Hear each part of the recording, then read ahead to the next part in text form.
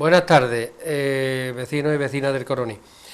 Estamos en el programa de este mes que nos tienen cedido desde la televisión local a nuestro grupo político, el Movimiento Alternativo de Izquierda. Normalmente los encuentros que tenemos aquí, los programas que tenemos aquí, solemos hablar de las cosas locales, los problemas locales, en fin, un poco los problemas que tenemos como pueblo, como ciudadanos. A veces hemos hecho una excepción y esta tarde traemos aquí este programa como una excepción. Tenemos con nosotros a un buen amigo, Jorge Moreno, que es miembro de la Asamblea de Andalucía, además también, y por ese motivo viene hoy aquí, miembro de la plataforma No al TTIP de Sevilla, ¿no?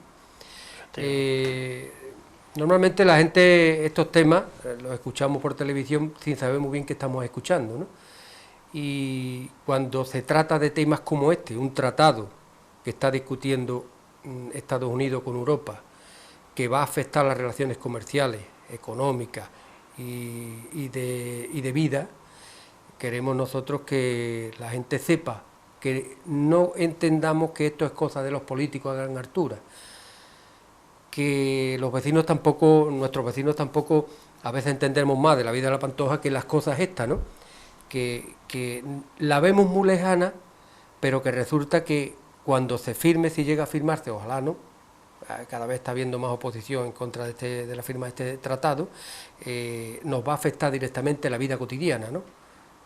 No es un hecho, no es una cosa de grandes empresas que firman, ni de los gobiernos que lo firman, sino una cosa que es un tema que una vez, si esto llega a firmarse, va a afectar muy negativamente la vida en nuestros pueblos, la vida en Andalucía, la vida en nuestro país, ¿no? En este país, ¿no? Entonces, para abrir el debate aquí en el pueblo, pues traemos, hemos llamado al amigo Jorge Moreno, que pertenece a la plataforma que rechaza la firma de este tratado, para que nos explique, ¿no? Que vea cuáles son los entresijos, qué se está fraguando ahí con un tratado que tan secretamente se está discutiendo, que no parece que no se quiere que se sepan los contenidos, y donde los vecinos, por otro lado, los ciudadanos, vemos tan lejos este tema, que no lo entendemos, escuchamos y no entendemos de qué están hablando, ¿no? Entonces, ¿qué son los tratados de libre comercio, Jorge? Pues mira, Manolo, o Lara, mejor Lara, ¿no? Efectivamente, bueno, en primer lugar, dar las gracias por esta invitación, que nos parece muy interesante para, como has dicho, hacer que la gente normal y corriente vaya conociendo cada vez más cómo esto, como bien has dicho también, va a afectar, porque de aprobarse va a afectar a todos los ámbitos de la vida de las personas y de los territorios, del territorio donde vivamos cada uno o cada colectivo. Mira, esto es un tratado que no es el primero que hay en el mundo. Es un tratado, como bien has dicho, entre Estados Unidos y la Unión Europea. En paralelo hay otros tratados entre otras zonas del mundo, que después hablaremos, si quiere, de ellos, que ya están ratificados y firmados, y lo que intentan perseguir y conseguir directamente desde nuestro punto de vista, desde el punto de vista de las plataformas que estamos en contra de ellos, es empeorando aún más la vida de las personas, por diversos puntos como veremos ahora y por diversas normativas en lo económico, en lo social y en lo cultural, y empeorando sobre todo la vida de la mayor parte de las poblaciones, en este caso tanto de Estados Unidos como de la Unión Europea, que una pequeña minoría de la élite económica financiera unida a una minoría de la élite política aumenten todavía más, aunque parezca mentira, los beneficios económicos y los conviertan en enormes beneficios económicos. Y digo que aunque parezca mentira porque en realidad hoy en día ya se obtienen a costa de la mayor parte de los trabajadores, de los pequeños y medianos empresarios, agricultores, de los pensionistas, de los jóvenes, de las mujeres, están obteniendo enormes beneficios. Bueno, pues no lo hemos visto todo, aunque parezca increíble.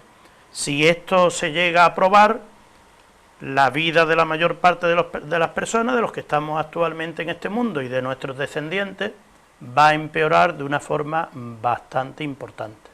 Y como digo también, que es importante entenderlo, la vida de los territorios. la vida del propio planeta. En concreto, lo que nos trae aquí esta tarde, el TTIP, ¿qué es su contenido? ¿De qué trata, ¿no? ¿Qué se está negociando? Mira, pues el TTIP lo que pretende, tanto por la gente que lo están negociando, como digo, Estados Unidos y la Unión Europea, y es importante dejar claro desde el principio quiénes son los negociadores. Los negociadores son una serie de funcionarios, altos funcionarios de la administración norteamericana, que ahora ha cambiado, de eso podremos hablar también a continuación, y altos funcionarios de la Unión Europea, que están en sus negociaciones como tú bien has dicho antes, que son absolutamente oscuras, no transparentes, y no es exagerado catalogarlas de totalmente antidemocráticas, también aclararemos ahora por qué. Lo que pretenden es crear un enorme área de más de 500 millones de personas, la población de Estados Unidos más la población de los 28 países que actualmente conforman la Unión Europea, donde el comercio sea absolutamente libre. A eso se le llama nueva área o área libre de comercio. Cuidado con la palabra, lo de libre, que en principio suena en otros ámbitos de la vida muy bien, pero veremos cómo en este caso es absolutamente negativa para la mayoría de la población.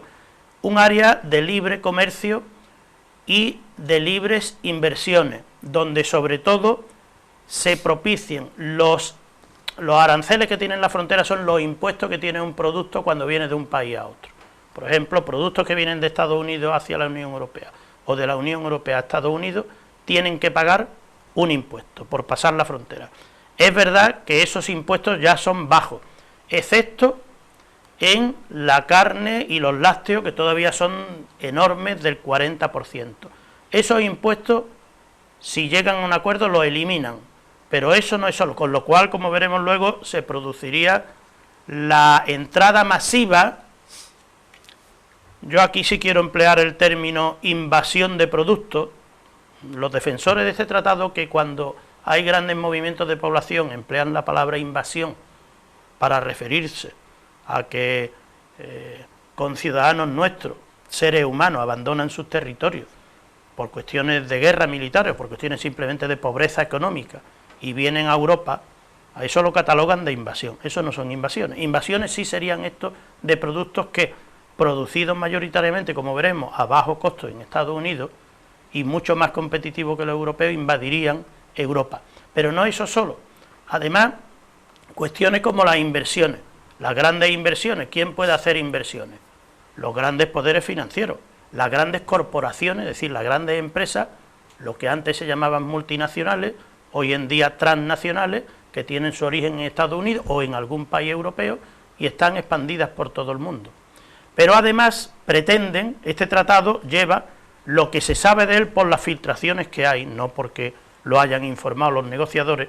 Este tratado se sabe que las normas y los derechos que ahora mismo protegen en cierta medida en Europa, pero mucho más que en Estados Unidos, a los europeos en el aspecto económico, en el aspecto social, en el aspecto medioambiental, en la sanidad, en la educación, en los servicios sociales, esas normas, bajarlas, las europeas, igualarlas a las estadounidenses, que son mucho menos protectoras, son barra libre para el empresario que quiera vender una fruta, una carne o un servicio público, que pretenden privatizarlo, bajarla, con lo cual la mayoría de la población europea quedaría absolutamente desprotegida, y la invasión de productos norteamericanos de toda índole sería enorme. Por eso, desde nuestro punto de vista, nos parece globalmente que es muy negativo. Yo no quiero ocultar el discurso de los que defienden esto, que dicen directamente: liberar el comercio, con esa palabra tan estupenda de hacer el comercio más libre aún, liberar el comercio supondría un enorme desarrollo de la economía norteamericana y europea, dicen ellos, los defensores. Y eso va a suponer la creación, dicen, en pocos años, de 1 millón de puestos de trabajo en Europa, de otro tanto en Estados Unidos, los venden allí. Está absolutamente, quiero decir, comprobado por tratados anteriores que no se crean puestos de trabajo, después podemos ver la razón, sino que se destruyen. En un tratado similar entre Estados Unidos, México y Canadá, tanto en Estados Unidos se han perdido más de 1 millón de puestos de trabajo. Una de las varias razones que explican por qué Donald Trump acaba de ganar la elección en Estados Unidos, porque la clase trabajadora blanca, no ya las minorías, sino la clase trabajadora blanca, ha perdido una gran cantidad de puestos de trabajo que eran ocupados por ellos, y porque los salarios han bajado muchísimo. Pero es que en la otra parte de la frontera, en México, ha habido repercusiones muy negativas en el empleo y en las condiciones de trabajo y de vida de los mexicanos.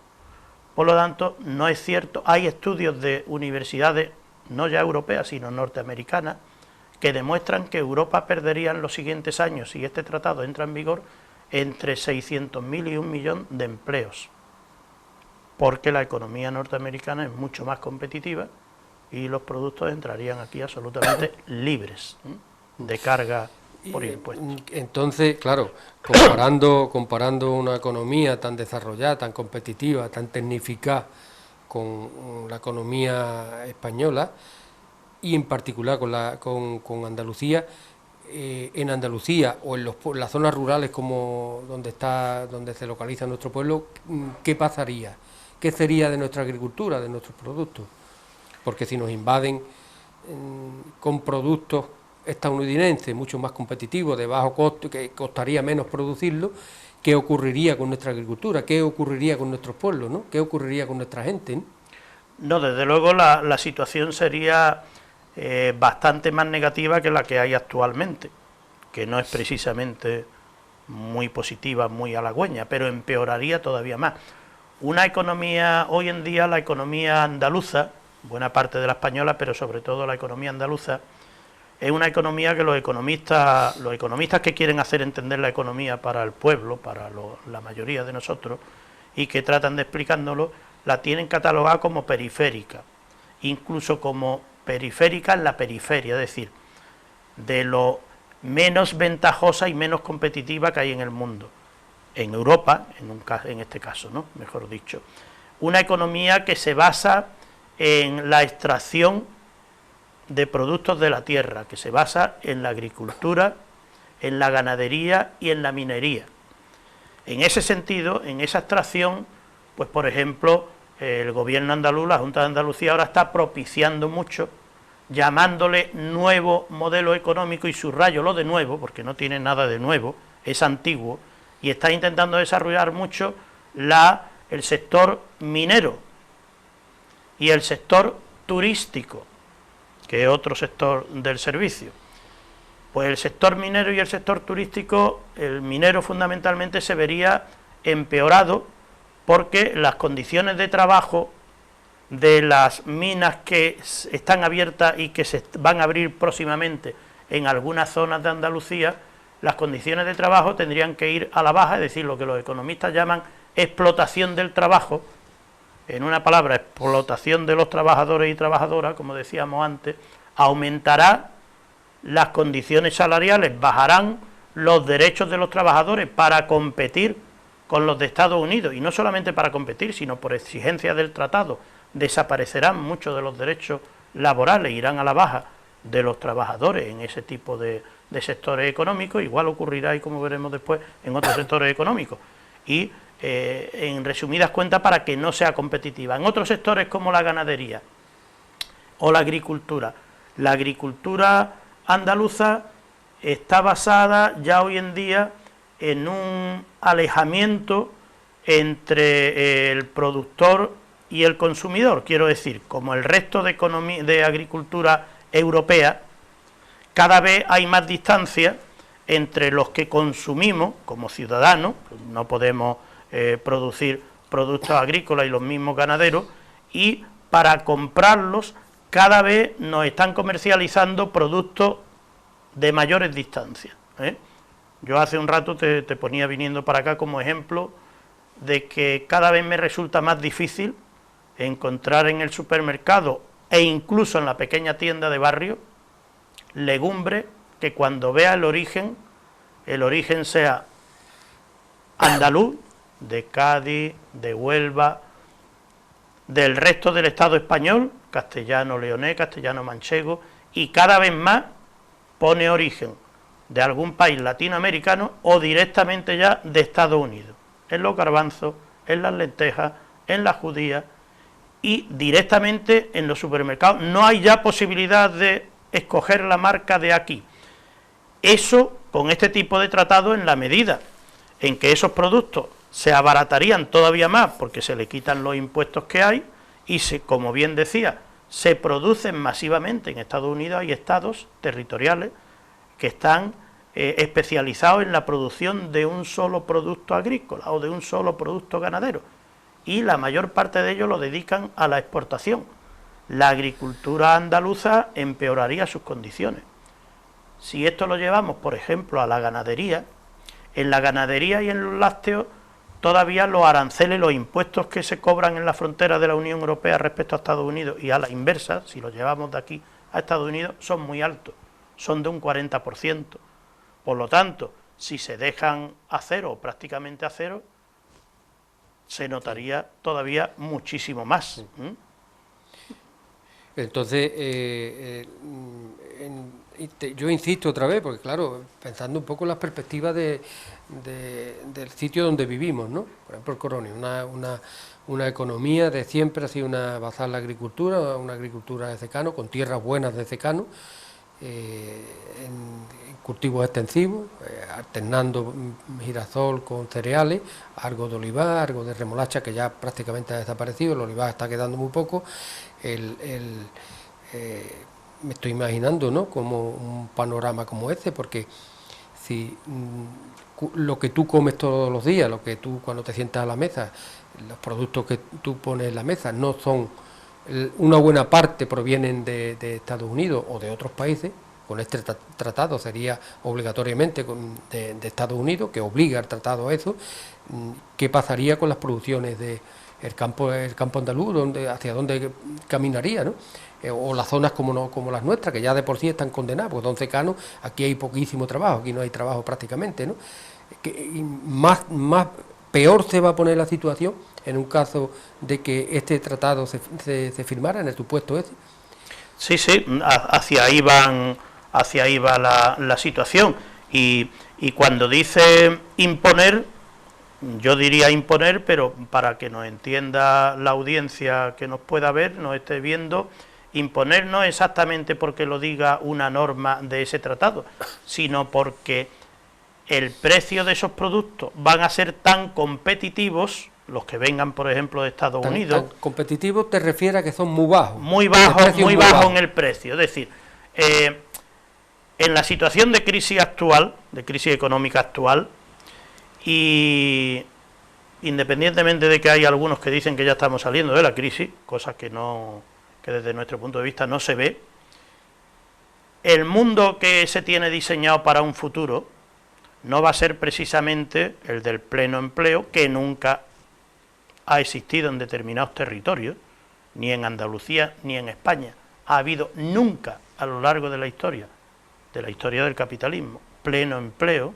Siempre ha habido un paro importante, ahora mucho más, pero el mundo en que salgamos de esa crisis es el mundo que van a diseñar este tipo de tratados, en el sentido de zonas del mundo donde se va a producir mayoritariamente ciertos artículos, en este caso de la agricultura, de la ganadería, los que son necesarios para alimentarse y para subsistir, a un precio muy bajo. ¿Qué ocurre con los agricultores de aquí, grandes, medianos, pequeños, de agricultura tradicional, quiero decir, utilizando sus abonos, sus fertilizantes, y de agricultura ecológica, desde nuestro punto de vista mucho más sana, mucho más útil para el planeta, para la Tierra, para mantener la vida de la Tierra y la vida de los seres humanos? Pues sencillamente que van a tener que producir, para ser competitivos en los precios, a unos niveles, lo que se llama explotación del trabajo y explotación de la tierra, a unos precios bajísimos, que no son reales, que no van a mantener a esas personas, no van a ser un medio de vida real para esas personas, cosa que hoy ya ocurre en cierta medida porque la producción mayoritaria del campo, de la agricultura y de la ganadería está en manos de los grandes distribuidores comercializadores. No quiero decir aquí, o si tú quieres lo comentamos, no pasa nada, los grandes distribuidores de la alimentación en Andalucía, en España y en el resto de Europa. Es decir, esas marcas de grandes hipermercados, de grandes comercializadores, esas hoy en día compran exigiendo precios mínimos, precios que prácticamente el agricultor, el ganadero, obtiene muy poco o ningún beneficio, incluso algunas veces por debajo del costo de lo que le ha costado producir un producto de la tierra, se lo exigen. Imaginémonos cuando vengan esos productos masivamente de esos otros territorios, de Estados Unidos, más bajos, a precios más bajos de los de aquí, ¿qué es lo que va a pasar? Esas grandes distribuidoras compran al que se lo venda más bajo. Claro. Si el andaluz le quiere vender, tendrá que venderle más bajo todavía. Es decir, imposible de mantenerse. ¿Y ese tratado, en lo que se conoce, TTIP, habla de las personas?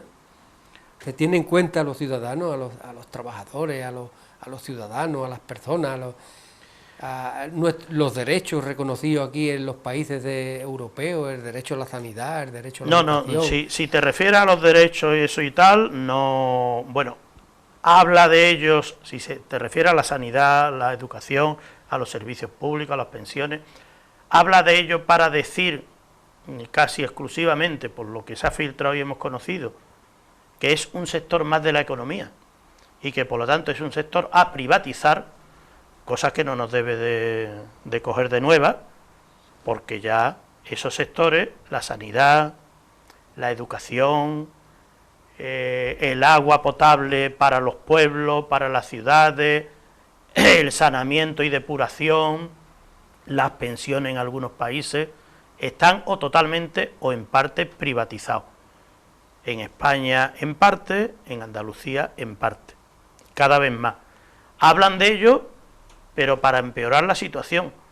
¿Por qué decimos para empeorar la situación? Porque como son sectores o necesidades de los seres humanos, de las personas, de los hombres y mujeres, que se pueden privatizar, está clarísimo. La historia reciente y antigua demuestra que cuando un sector que era público, y eso hay muchísimos ejemplos, en España, en Andalucía y fuera de España, incluido Estados Unidos y el resto de Europa, cuando un sector que era público se privatiza, normalmente la calidad disminuye y lo que cuesta ese servicio o esa necesidad solventarla aumenta, sencillamente porque quien lo ha privatizado lo hace sobre todo para tener más beneficio económico, claro. Sin duda, y tienen que salir de ahí. Baja la calidad, sube el precio. Claro, entonces en lo que se conoce todo es economía, todos son beneficios económicos, todo es rentabilidad para las grandes empresas, las multinacionales, pero... bueno, es verdad, Lara, perdona que te interrumpa, es verdad que parece que hay un preámbulo, digo que parece, y ahora aclaramos por qué él parece, por qué las filtraciones, por todo eso, porque desde luego esto es muy negativo por el contenido que se va filtrando, y diré quiénes lo filtran y eso, afortunadamente quienes lo hacen, pero también por la forma en que se está negociando. Pero hay preámbulos y eso donde dicen sin ponerse colorado y sin perder, bueno, no pueden perder la vergüenza seguramente porque ya les quede poca, si les queda alguna, ¿no? Ellos hablan de que esto va a suponer llevar a grandes millones de la población estadounidense y norteamericana a salir de la crisis, que a una situación mucho mejor, a crearse millones de empleo, tanto en uno como en otro sitio, en otro extremo del Atlántico, pero que, como he dicho antes, los que existen actualmente, que ya existen tratados en otras áreas del mundo, demuestran que es todo lo contrario, porque es perjuicio para la inmensa mayoría, y eso sí, lo quiero dejar muy claro, muchísimos beneficios para una minoría de la élite financiera y política. Pero hablan de las personas en ese sentido, claro.